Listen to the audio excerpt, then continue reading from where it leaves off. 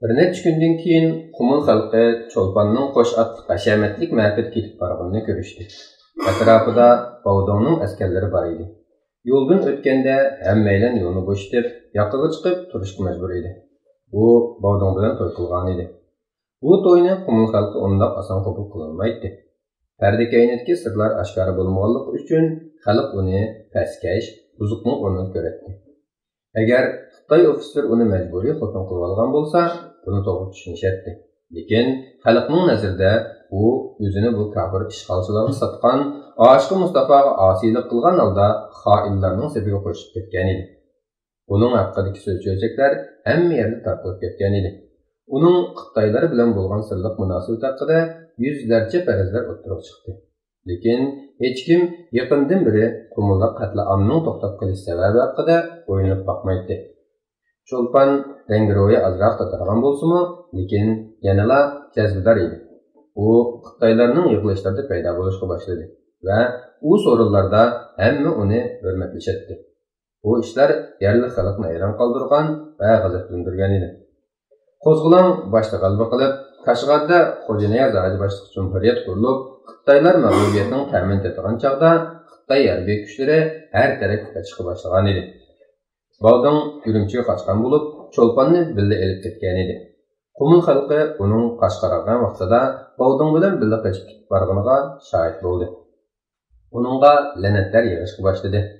Ayollar uning keynidan tükürishadi. Ba'zi bolalar qahramonlik qilib uningga tosh etib qochishadi. Jallod Shansay bilan Ruslar o'rtasida ittifoq tuzilib, aeroplanlar, tanklar kelishga boshlaganda ahvol o'zgardi. Qo'zg'olonchilar chekinishga majbur bo'ldi. Hukumat rahbarlari va inqilob yo'lboshchilari qo'lga olindi. Dini islom, xalqi musulmon bo'lgan Sharqiy Turkiston tuprog'ida Xitoy va Rus kommunistlarining hokimiyati ustunlikka erishdi. Bir kuni kechda Bog'don qaytib kelib, Cho'lponning yig'lab o'tirganini ko'rdi. Nima yig'laysan, Cho'lpon? İnsanlar o'lyapti.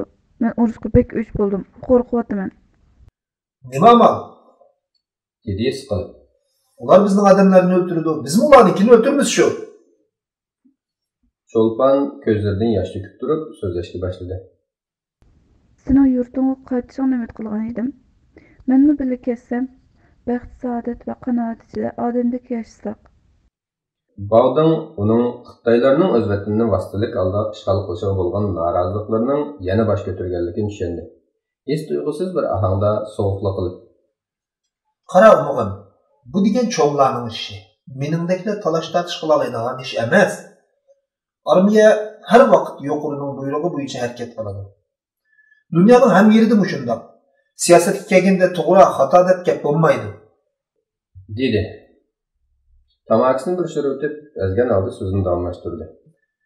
Shunchalik charchadimki, Arini bir oz sukut bosdi. Qumulga qaytishni xohlamsan. U yer hozir tip-tinch. Qo'zg'olonchilar mag'lub bo'ldi. Bizning hokimiyatimiz qayta tiklandi. Meni hech kim tanımaydigan bir yerlarga ketkim bor.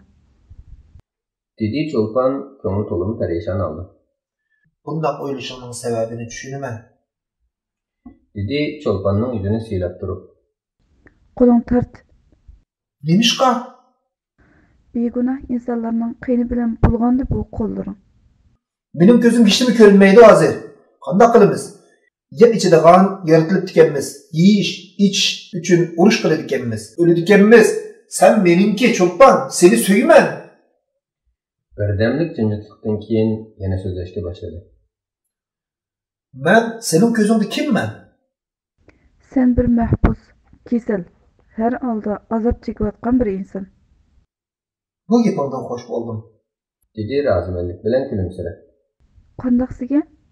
Dedi hayron qolgan Cho'lpon. Chunki sen meni dushman deb qaramaydi ekansan. Sening dushman ekanligingda shak yo'q. Peshonamga shu putilibdi ekan. Deb pichirlab qo'ydi Bog'don. Ko'ngli yerim edi. Cho'lpon kulib ketdi. Uning yaqinroq kelib. Senden ayrılışını talep qilsam qana qilsan? Nima? Cho'chib vaqirab ketdi. Ajrashib ketsak demakchi. Nimishqa? Chunki sen musulmon emas. Unutib qoldimmi? Mullalarning deganlarini bir-bir bajo keltirdim-ku. lekin kofirlar taraf turib urushyapsan. Men faqat qo'shindagi bir askarman xolos. Bu qo'shin Allohni tonimaydi. deb baqirib ketdi. Tomga zardi bilan mushlayotdi. Biz tonutishga tirishib baqsaq bo'lmamdi? Nim foydasi? Masxarlik holda mo'risini qaqib qo'ydi. Baxt saodatning yo'lini o'gitib qo'ymiz emasmi? Ah, millatlarcha kofir bor. Ularning soni mo'minlarnikidan jiq, azaldan tortib shundoq bo'lib kelyotidi. Bu ishlarni qo'y, bekor o'zimizni qiynaymiz. Balding bo'g'ziga teplashib qolgan tugunchakni yutirdi.